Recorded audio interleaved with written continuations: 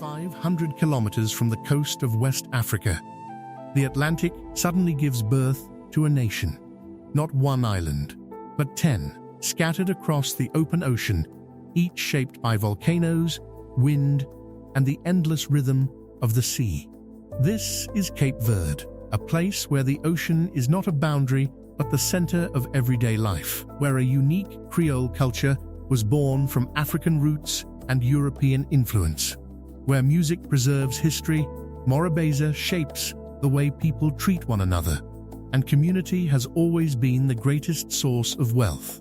Today, we're stepping beyond the postcard beaches to discover how people really live in Cape Verde, and why these remote islands continue to feel like home to those who know them best. The rhythm of life, living in Cape Verde, begins with something you can't see on a map. It is called Morabeza. There is no perfect translation for the word, because it is less a definition than a way of living. It is the quiet warmth of a greeting, the patience to stop for a conversation, and the belief that people matter more than the clock. Here, life follows the rhythm of the sun and the sea, not the urgency of the modern world. As morning arrives, the aroma of strong, sweet coffee drifts through the streets, mingling with fresh bread from the neighborhood padaria. Shops open slowly, and people make their way to the local mercado, where the day's catch lies beside baskets of peppers, onions, tomatoes, corn, and beans. But the market is more than a place to shop. It is where friendships are renewed, stories are exchanged, and generations greet one another by name. Because in Cape Verde, the community has always been the greatest wealth, and that spirit doesn't end at the market. It follows people home, where neighbors become family, and helping one another is simply a part of everyday life. The Creole identity, living in Cape Verde, also means living within a culture unlike any other. These islands were once uninhabited. Over centuries, they became a meeting place of Africa and Europe, shaped by Portuguese colonization, maritime trade, and the painful legacy of the transatlantic slave trade. From that history emerged something entirely new: a people, a culture, an identity found nowhere else in the world. Its heartbeat is Creole. Although Portuguese is the official language, Creole is the language of everyday life, the one spoken at home, in the marketplace, among friends, and around the family table. It carries the humor, the memories, and the emotions that define Cape Verdean life in ways no translation fully can. That identity is heard just as clearly as it is spoken. Music isn't reserved for concerts or special occasions, it is woven into daily life. The soulful melodies of Morna, carried by the gentle sound of the guitar, cavaquinho, and violin, tell stories of love, separation, and longing. They give voice to Saudade, the deeply Cape Verdean feeling of missing someone or somewhere that still lives in your heart. Through the unforgettable voice of Cesarea Vora, the Queen of Morna, that emotion became known around the world. But Cape Verde has another rhythm too, one that doesn't mourn the past, it celebrates the present. And when the first notes of Funan begin to play, the islands reveal an entirely different side of their soul. The ocean is the lifeblood. Living in Cape Verde means living with the ocean every single day. It is more than a beautiful view. It is the nation's provider, its highway, and at times its greatest challenge. Before sunrise, small fishing boats push away from the shore, disappearing into the Atlantic with crews who know these waters through years of experience rather than modern instruments. Hours later, they return carrying tuna, sera, and garupa, the day's catch that will feed families, supply neighborhood markets, and fill tables across the islands. For generations, this has been the rhythm of coastal life.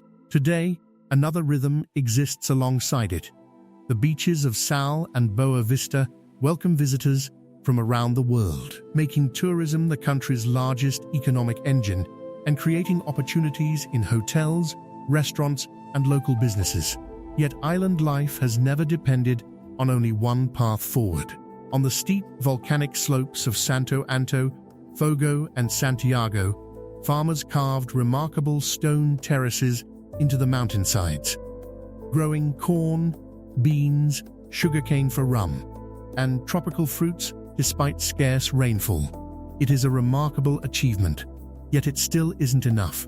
Because on islands surrounded by endless water, even putting food on the table often depends on the rest of the world.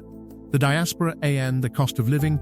Cape Verde is a country that exists in two places at once. One is here, scattered across 10 islands in the Atlantic. The other lies thousands of kilometers away, wherever Cape Verdean families have built new lives while keeping their hearts anchored to home. For generations, many have emigrated to the United States, Portugal, France, and the Netherlands. Yet the connection has never been broken. Phone calls, holiday visits, and the money sent home continue to support parents, children, and entire communities, making the diaspora one of the country's quiet economic foundations. Back on the islands, every household learns the art of careful budgeting. Rent in Praia and Mindelo can consume much of a family's income, while in smaller villages, a simpler life comes at the cost of fewer opportunities.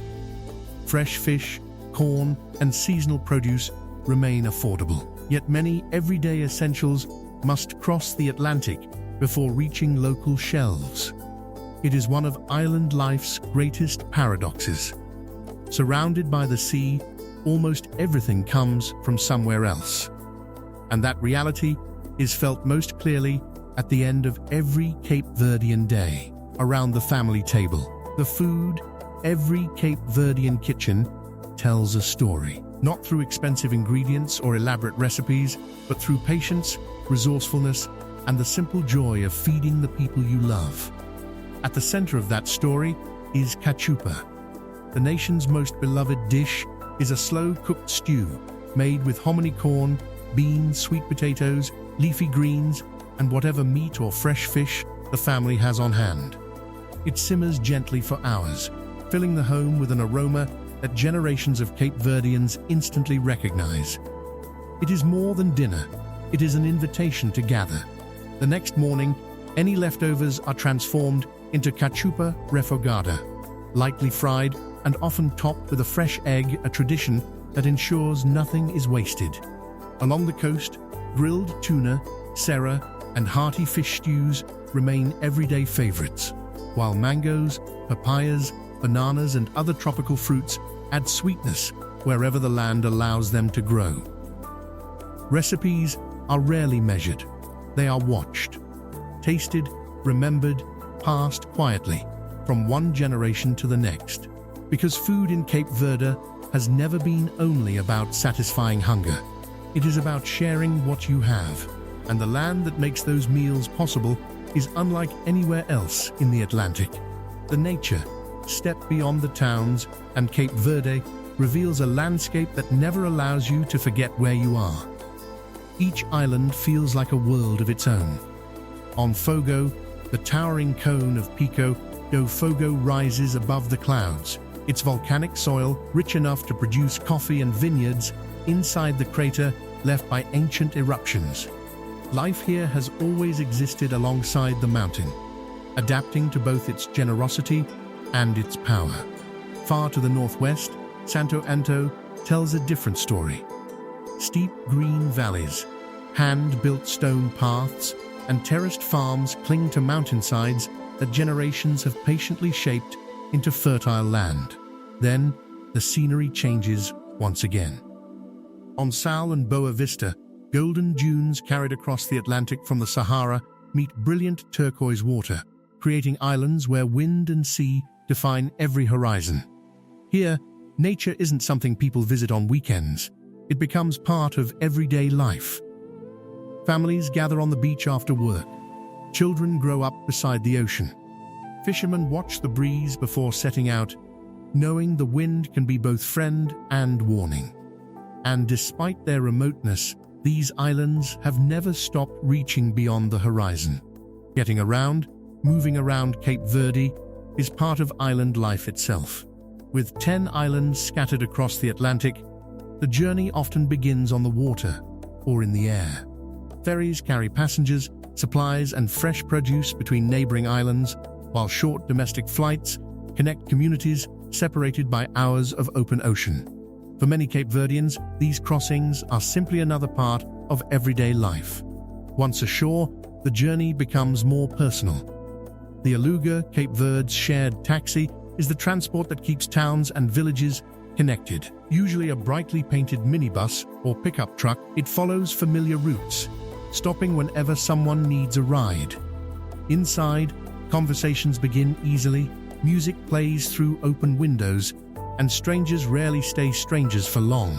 On mountainous islands, winding cobblestone roads climb dramatic slopes, linking remote villages to coastal towns with remarkable determination.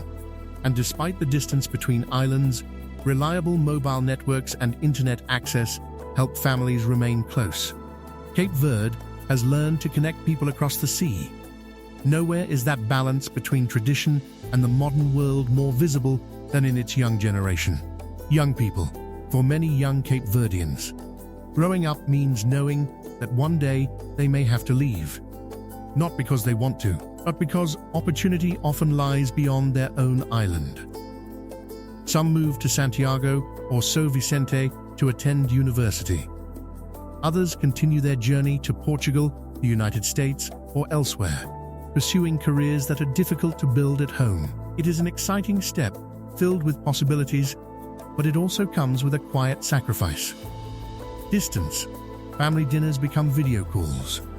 Childhood friends become memories shared across oceans. And the feeling Cape Verdeans call saudade becomes deeply personal, a longing for home that never completely fades. Many dream of returning one day, bringing new knowledge, ideas, and opportunities to the communities that shape them. The challenge for Cape Verde is to create a future in which those dreams can become reality without asking people to choose between ambition and home. It is a balance the islands continue to navigate, one between leaving and belonging, between the wider world and the place that forever calls you back. Day and night.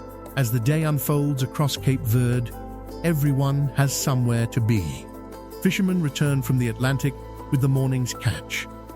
Shopkeepers welcome familiar faces. Markets fill with conversation, and the narrow streets carry the steady rhythm of work beneath the tropical sun. Daylight is valuable here, and people make the most of every hour. Then, almost without notice, the islands begin to slow.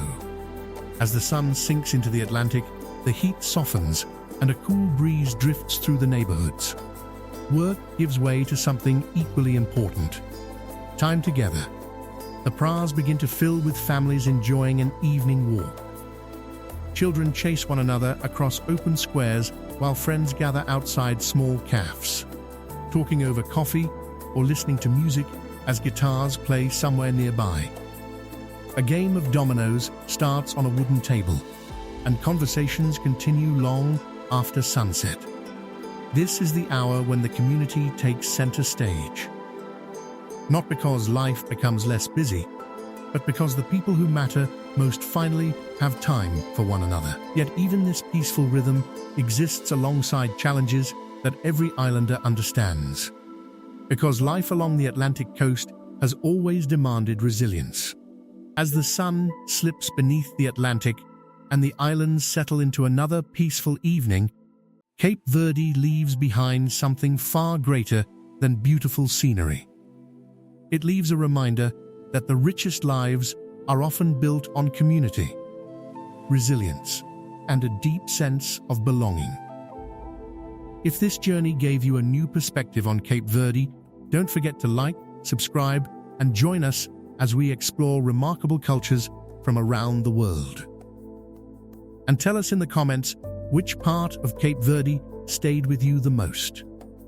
Until next time.